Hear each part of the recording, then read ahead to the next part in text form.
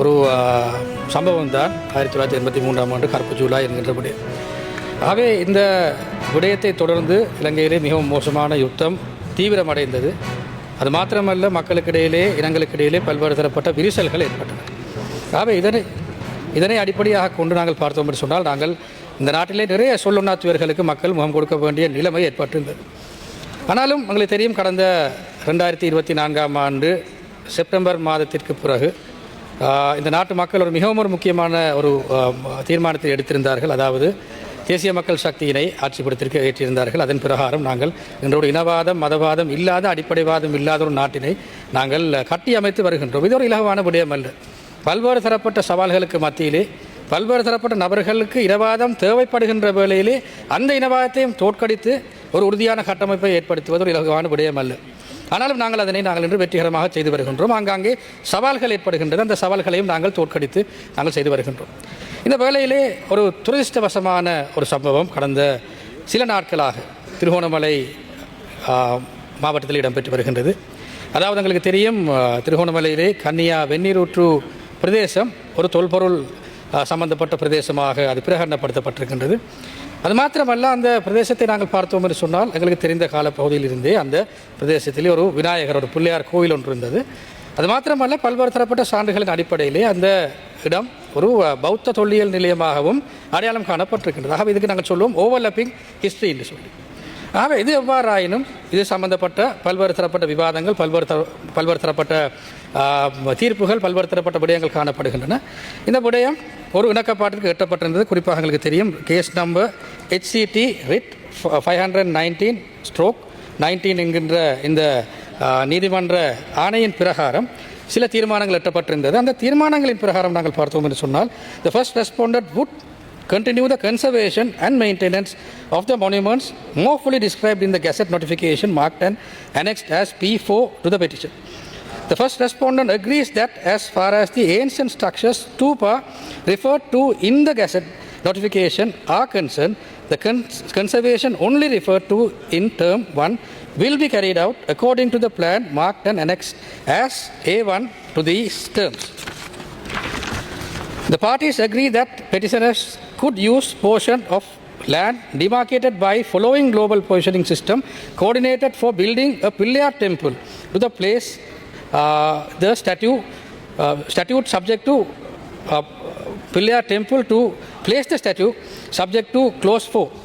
The parties agree that in the event of any construction is carried out, the petitioner and or any other persons acting under this authority within the portion of the land referred to in term 3, such construction will be carried out under the supervision of the first respondent and in terms of previous provisions of law, particularly in the Antiquities Ordinance as amended. இதில் நாங்கள் பார்த்தோம்னு சொன்னால், இந்த விடயங்கள் இணக்கப்பாடு எட்டப்பட்ட விடயம். இதில் குறிப்பாக நாங்கள் பார்த்தோம்னு சொன்னால், இதில் கௌரவ முன்னாள் பாராளுமன்ற உறுப்பினர் சுமந்திரன் அவர்கள் தான் சட்டத்தரணியாக இந்த விடயத்திலே முன்னின்றிருக்கின்றார். ஆனால் இந்த குறித்த இந்த இடத்தினை பாதுகாக்கும் நோக்கத்துடன், அப்படி இல்லாவிட்டால் இதனை புனர்நிர்மாணம் செய்யும் நோக்கத்துடன், அதாவது புதிய கட்டுமானம் ஒன்றினை ஏற்படுத்தாத வகையிலே புனர்நிர்மாணம் செய்யும் நோக்கத்துடன், அதாவது கன்சர்வேஷன் என்று நாங்கள் சொல்லுவோம், இதனை பாதுகாக்கும் நோக்கத்துடன் ஒரு தீர்மானம் எடுக்கப்பட்டிருந்தது. குறிப்பாக தொல்லியல் ஆராய்ச்சி திணைக்களம் மூலமாகத்தான் இது முன்வைக்கப்பட்டிருந்தது.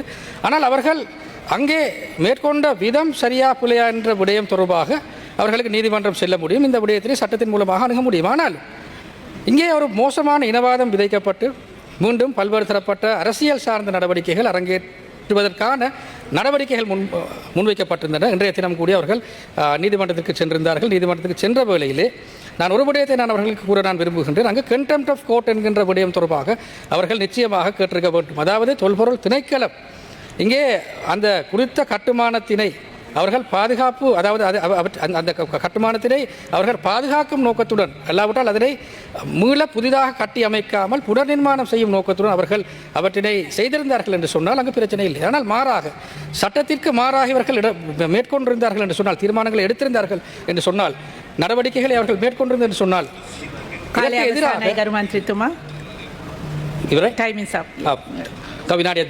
அவர்கள் எடுத்திருந்தார்கள் என்று சொன்னால் நிச்சயமாக நீதிமன்ற அவமதிப்பு என்ற விடயத்தில் அவர்கள் கையில் எடுத்திருக்க முடியும். இங்கே உள்ள பிரதானமான பிரச்சனை கடந்த சுமார் 2 வருட கால பகுதியாக தேசிய மக்கள் சக்தி அரசாங்கம் இங்கு ஆட்சிபுறம் ஏறிய இந்த காலப்பகுதியில் இருந்து நாங்கள் பார்க்கின்றோம் இந்த தொல்லியல் திணைக்களம் கடந்த காலங்களில் இயங்கியதை போன்றல்லாமல் இந்த தொல்லியல் திணைக்களம் உண்மையிலே ஏனைய மத சார்ந்த விடயங்களையும் கையில் எடுத்து இயங்கி வருகின்றது.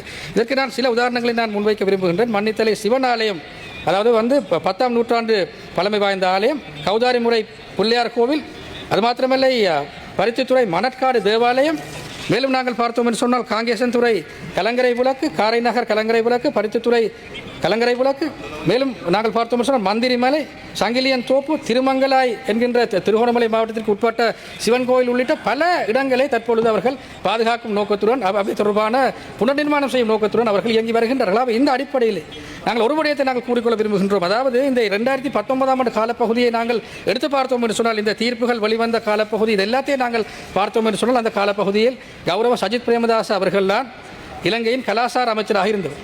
அதே கௌரவ சஜித் பிரேமதாஸ் அவர்களுக்கு முன்னாள் பாராளுமன்ற உறுப்பினர் கௌரவ சுமந்திரன் அவர்கள் அந்த நல்லாட்சி அரசாங்கத்திற்கு வெளியே இருந்து ஆதரவு வழங்கியிருந்தார்கள். அது மாத்திரமல்ல, அந்த ஜனாதிபதி தேர்தலில் கூட நிபந்தனை இன்றைய ஆதரவினை வழங்கியிருந்தார்கள். அப்போ இந்த விடயங்களை அவர்கள் பேசி தீர்த்திருக்க முடியும்.